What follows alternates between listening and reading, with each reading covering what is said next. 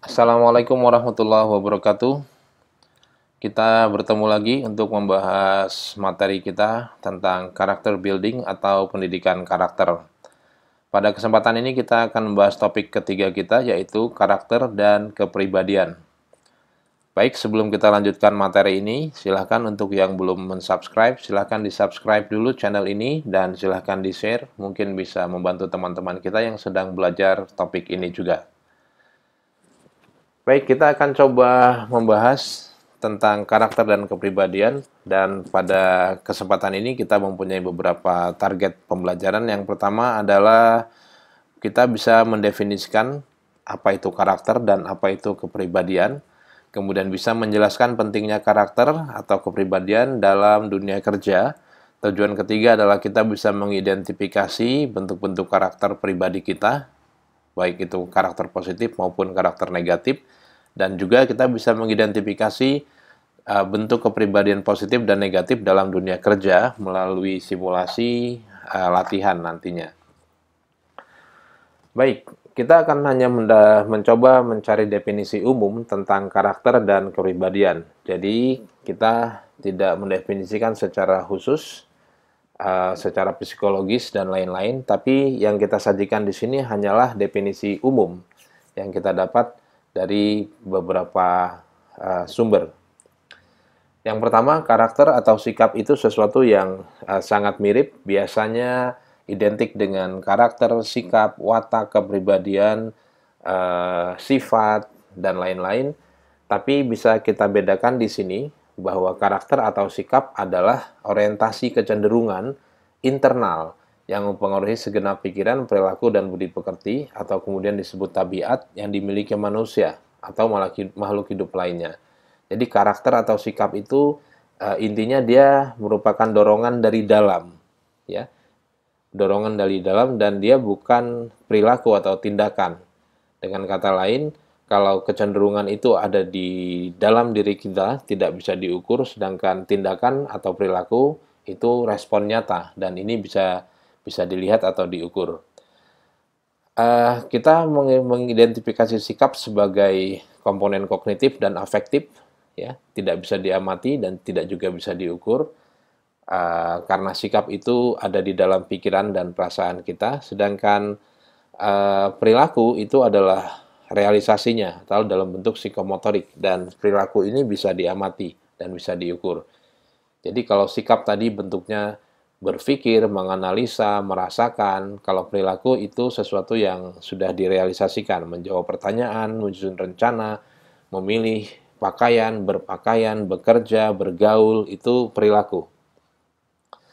Nah, sedangkan kepribadian atau kemudian sering disebut sebagai attitude itu didefinisikan secara psikologis sebagai kepribadian adalah satu organisasi.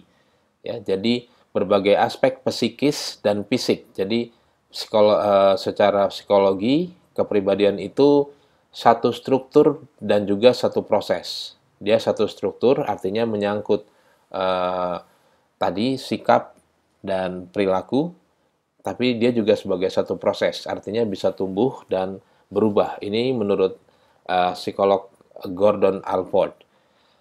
Kemudian kita bisa juga pahami secara sederhana bahwa kepribadian itu keseluruhan cara dari seseorang dalam kondisi berinteraksi dengan individu lain.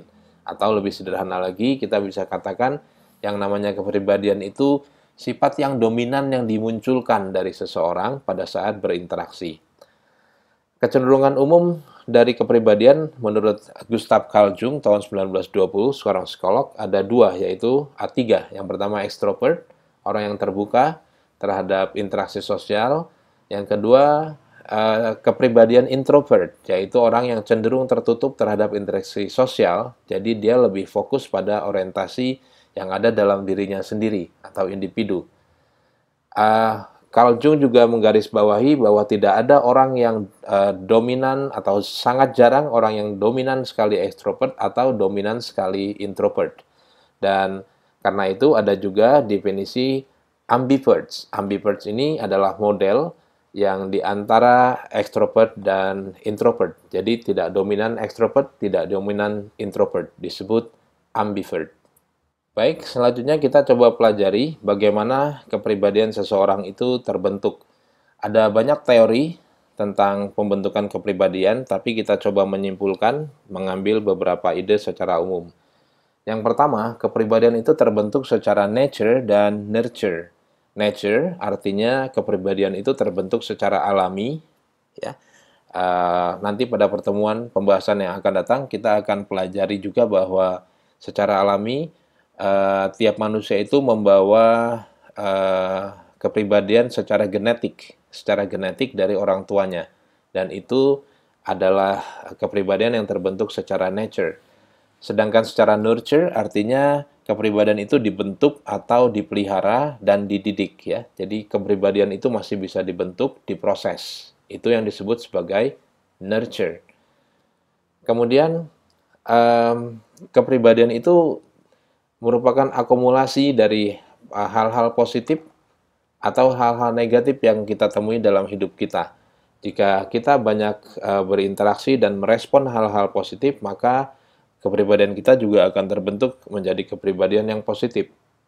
Sebaliknya, bila kita banyak berinteraksi dan merespon dengan negatif, kemudian terakumulasi, terkumpul, maka itu juga akan membentuk kepribadian yang negatif. Dan prosesnya itu bukan proses yang instan. Jadi proses nurture tadi, proses pembentukan karakter tadi itu merupakan proses yang tidak instan atau tidak sekali jadi. Artinya dia perlu proses yang cukup lama. Nah, kalau melalui proses pembentukan, maka prosesnya akan diawali dari pikiran kita, persepsi kita tentang sikap tertentu, kemudian kita munculkan dalam keinginan kita atau kesediaan kita melakukan hal tersebut, dan terus berproses hingga itu menjadi integritas kita atau sikap yang sesuai dengan pikiran kita. Jadi prosesnya adalah proses yang panjang. Selanjutnya, sesuai dengan pentingnya kita membahas ini untuk dunia kerja, kita perlu tahu seberapa penting kepribadian untuk dunia kerja. Secara umum kita bisa sebutkan bahwa sikap itu merupakan praktek yang konstan atau yang ajek, ya, yang stabil, dan ini akan sangat mempengaruhi beberapa hal dalam dunia kerja. Yang pertama, attitude akan mempengaruhi performa kerja individu. Jadi pekerjaan-pekerjaan seseorang itu sangat dipengaruhi oleh sikap pribadinya masing-masing. Kemudian karena individu-individu tadi berinteraksi dan membentuk lingkungan, maka secara tidak langsung juga kepribadian-kepribadian dari tiap-tiap orang akan membentuk pola interaksi dengan lingkungannya. Minimal dia akan mewarnai, ya. Kepribadian seseorang itu akan mewarnai pola interaksi pada satu kelompok masyarakat atau satu kelompok kerja. Dan pada akhirnya sikap ini dalam dunia kerja akan menentukan keberhasilan individu tersebut ataupun keberhasilan tim di tempat dia bekerja. Jadi di sini kita bisa lihat betapa pentingnya fungsi atau peran kepribadian dalam pekerjaan. Nah, kita juga bisa dapatkan data-data terkait hal ini. Yang pertama dari CCL di Amerika yang menyebutkan bahwa kasus-kasus pemecatan atau penyelewengan oleh eksekutif itu pada umumnya adalah karena masalah emosional atau kepribadian. Menurut Dale Carnegie atau Carnegie Institute, bahwa sukses itu ditentukan 85% sikap, personality, dan hanya 15% kemampuan teknis. Informasi yang bisa kita pelajari yang lain adalah dari Robert Hall yang menyatakan bahwa konflik di tempat kerja itu 70% disebabkan oleh sikap. Artinya sikap yang tidak mendukung, sikap yang tidak positif di tempat kerja. Jadi sangat besar perannya bagaimana sikap kita berpengaruh pada tempat kerja, lingkungan kerja kita. Dan yang terakhir, data penelitian umum di Amerika ini menyebutkan bahwa 90% orang dipecat dari pekerjaannya atau berhenti dari pekerjaannya adalah disebabkan karena sifat atau sikap yang buruk. Jadi 90%, sisanya karena keterampilan dan masalah-masalah lain. Baik, dalam dunia kerja, banyak sekali model-model kepribadian yang diinginkan, tapi kita akan coba mengungkap atau mempelajari The Big Five model, model kepribadian 5 besar, atau disebut juga sebagai Ocean model. Nanti bisa kita lihat, Ocean itu singkatan, ya. The Big Five model ini termasuk model-model kepribadian yang sangat diharapkan untuk dimiliki oleh pekerja-pekerja atau para profesional. Apa The Big Five model ini? Yang pertama adalah O. O itu adalah openness, keterbukaan. Openness to experience, maksudnya adalah kepribadian yang sangat diinginkan adalah adanya keterbukaan untuk pengalaman-pengalaman baru dari seseorang pada saat dia masuk ke satu dunia kerja. Kepribadian yang kedua adalah C, yaitu consciousness atau kehati-hatian dan ketelitian. Jadi consciousness ini menyangkut cara dia bekerja, gitu ya, hati-hati dan teliti. Kemudian yang faktor atau model yang ketiga adalah E, yaitu extraversion. Dan tadi kita sudah mendengar kata extrovert. Extraversion ini bentuk karakternya, yaitu orang yang peduli kepada lingkungan sekitar. Kalau di dunia kerja, ya kita peduli kepada lingkungan kerja kita. Kemudian karakter kepribadian yang keempat adalah agreeableness. Jadi kepribadian yang diharapkan dari seorang pekerja adalah dia mudah akur dalam kerjasama, ya. Jadi tidak egois, tidak mementingkan pendapatnya sendiri, tidak cari ribut dan sebagainya. Jadi mudah akur, mudah bersetuju dengan teman-temannya dalam satu tim.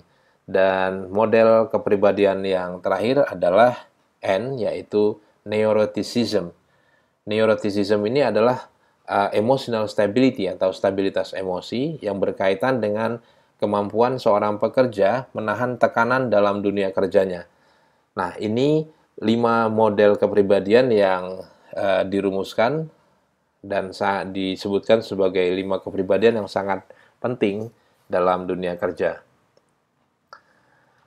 Selanjutnya, sikap apa sih yang sangat dibutuhkan, ya? Dalam konsep yang lain, pada survei tertentu disebutkan bahwa para manajer ketika disurvei itu menginginkan kepribadian dengan bentuk-bentuk berikut. Yang pertama, para manajer menginginkan para pegawai yang reliable atau bisa diandalkan. Artinya kalau kerja benar dan bisa diandalkan untuk menyelesaikan satu masalah. Yang kedua adalah orang yang admirable, orang yang menarik, bukan hanya secara fisik, tapi juga kepribadiannya menarik. Admirable, jadi dia bisa atau layak disukai, gitu ya, karena sifat-sifat yang baik. Yang kemudian adalah jujur, honest. Kepribadian berikutnya, manajer-manajer besar itu sangat mengharapkan memiliki karyawan yang jujur, ya, dalam melakukan tugas-tugasnya atau pekerjaannya. Selanjutnya, para manajer itu menginginkan karyawan yang berkarakter atau berkepribadian rendah hati atau humble dan efektif atau bisa kerja, berdaya guna. Ya, ini kepribadian yang sangat penting karena berhubungan juga tidak hanya dengan kepribadian tapi juga dengan gambaran kemampuan teknis, efektif atau berdaya guna. Selanjutnya, karakter yang terakhir yang diinginkan menurut survei kepada para manajer adalah visionary atau good planner. Jadi, pekerja yang baik itu adalah pekerja yang memiliki pikiran maju. Jadi, tidak hanya berkutik pada aktivitasnya saja atau pada posisi nyamannya saja, tapi pekerja yang baik, profesional yang baik adalah profesional yang memiliki pikiran ke depan, pikiran maju, atau bahasa umumnya disebut sebagai visioner. Nah, ini bentuk-bentuk kepribadian yang disurvei secara khusus dari para manajer eksekutif. Jadi, bentuk-bentuk kepribadian yang diharapkan adalah seperti ini: reliable, admirable, honest, humble, effective, dan visionary. Selanjutnya, ada juga jenis-jenis kepribadian yang dianggap sebagai negative attitudes dan hasilnya menghasilkan orang-orang yang pembuat masalah atau troublemaker. Apa saja kepribadian ini yang tentunya kita kenali untuk kita hindari? Yang pertama adalah dishonest. Dishonest artinya tidak jujur. Ya. Kalau tadi honest itu berada pada posisi ketiga atau keempat, maka ketidakjujuran ini menjadi hal yang penting, yang pertama, yang tidak diinginkan oleh para manajer. Dishonest. Yang kedua adalah unpunctual atau tidak tepat waktu. Ya, beberapa pekerjaan tentunya sangat-sangat berfokus pada ketepatan waktu. Secara umum, kepribadian unpunctual ini juga sesuatu yang tidak diharapkan. Kemudian pesimistik atau mudah menyerah. Ya, dunia profesional tentunya sangat mengharapkan orang yang mau bekerja keras dan terus mencoba. Sikap atau kepribadian yang keempat adalah arogan atau rude atau kepribadian yang kasar. Ya, ini juga tentunya tidak diharapkan karena akan sangat mempengaruhi pola pergaulan di dalam satu tim, dan pergaulan itu akan nantinya secara langsung dan tidak langsung mempengaruhi performa dan kesuksesan tim tersebut. Kemudian yang terakhir yang sangat tidak diharapkan adalah close-minded atau berpikiran sempit. Ya, seorang karyawan yang baik, yang profesional tentunya harus berpikiran maju, terbuka, bukan berpikiran tertutup. Ya, atau close-minded. Dia harus bisa melihat kemungkinan-kemungkinan ke depan dan harus selalu terbuka dengan kemungkinan-kemungkinan yang lain selain apa yang sudah dia pahami.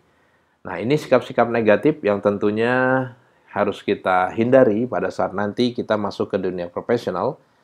Dan tentunya tidak hanya ini saja, ini yang diklasifikasikan secara umum. Kita juga mengetahui masih ada bentuk-bentuk kepribadian atau sikap yang lain yang tentunya harus juga kita minimalisir atau kita hindari. Baik, itu pembahasan kita. Selanjutnya kita coba berdiskusi. Nanti Anda coba bahas tentang contoh-contoh atau bentuk perilaku. Ya, contoh bentuk perilaku, jadi actionnya bukan konsepnya, yang menunjukkan seseorang itu memiliki kepribadian positif dalam dunia kerja. Ya, contohnya bisa Anda cari dalam sumber-sumber atau mungkin Anda punya pengalaman berinteraksi yang bisa Anda jelaskan. Yang kedua, masih tentang contoh. Kalau yang pertama tadi, contoh perilaku yang menunjukkan kepribadian positif, maka selanjutnya Anda diminta untuk memberikan contoh perilaku yang menggambarkan kepribadian negatif. Selanjutnya yang perlu kita diskusikan adalah Anda harus bisa menjelaskan sikap Anda. Sikap Anda bila Anda memiliki rekan kerja atau teman kerja yang memiliki kepribadian negatif. Sikap Anda bagaimana? Apa yang Anda lakukan kepada orang tersebut atau kepada lingkungan kerja Anda? Silakan dibahas ini. Selain nanti akan ada satu video simulasi yang perlu dibahas. Baik, ini yang bisa kita bahas terkait kepribadian dan karakter. Terima kasih, dan sekali lagi jangan lupa di-subscribe kalau belum. Silahkan di-share untuk teman-teman kita. Thank you. Assalamualaikum warahmatullahi wabarakatuh.